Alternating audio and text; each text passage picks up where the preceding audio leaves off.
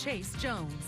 Well, it was a pretty chilly inauguration day. As I sort of tuned in and watched, I saw Governor Abbott up there in the nation's capital and got a good idea of how chilly it was because it was inside, and that's including all the way down here in the Concho Valley. Now, that's a pretty strong storm when you're talking about it being cold all the way from D.C. down here into the Concho Valley, and then this pushes all the way up into Idaho. Look at these waves of clouds making their way in all day. Now, the upper level system pretty strong with those winds coming out of the north. Cold air definitely here already, and we're going to stay this way for the rest of the week.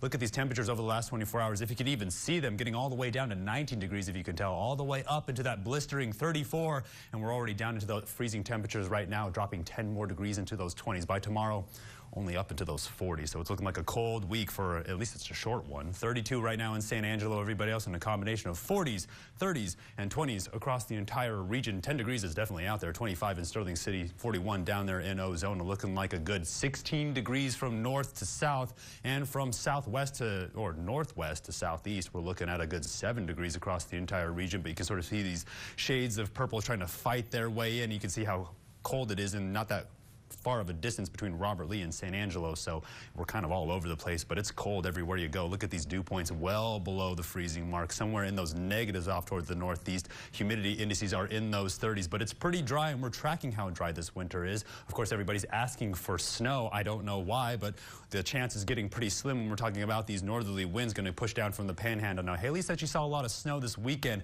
and that's the same system we're tracking right now that's going to interact with this instability making its way up from the Gulf. Now, everybody's been talking about the ice storm that's going to push through the rest of the Gulf states, and we're going to get a better idea of it when we get to the futurecast. But the winds here might be too powerful out of the north, and unfortunately it's going to stay pretty dry but still relatively cold. Here's the upper level pattern to blame. Look at the size of this cold front making its way in. A little bit of ridging off the west coast, and then our cutoff low. As we make our way through the rest of the week, look how strong this gets around the entire nation.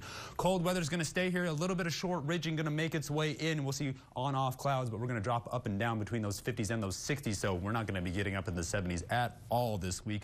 By Monday of next week, take a good look. We're going to have another cutoff low somewhere around Southern California. We'll see how many problems that causes. When we look at the water vapor imagery, cold, dry air everywhere from the east coast all the way out to the west coast, and there's our dry pocket of air sinking in with another cutoff low, so this one could get progressively worse, push more cloud cover up into the atmosphere, and it should keep us just cold and dry here in the Concho Valley. We take you down to the surface. Look at all these winter weather alerts across the entire nation. Goes from Wyoming and North Dakota down to the tip of Texas and off towards the east coast. This is going to be a monster winter storm, and we're only going to see cold, dry air as a result. Now, we take you into the futurecast because we're getting a better idea of this cold air making its way down from the north and the instability pushing its way in from the south. We're right on the edge. You can sort of see it down there near Sterling City. As we make our way through the evening and into tomorrow, you're going to see it near Ballinger, but it's going to clear out pretty quickly, and then it'll act like nothing ever happened. Clear skies for the rest of the weekend, those cold temperatures. So tonight, dropping about 10 more degrees into those 20s. If you have to go outside, please bundle up. Then tomorrow, only up into those 40s with that cold advisory still going till 9 a.m. Then, of course, we're going back below freezing. It's going to stay cold all week as we make our way through that short work week, but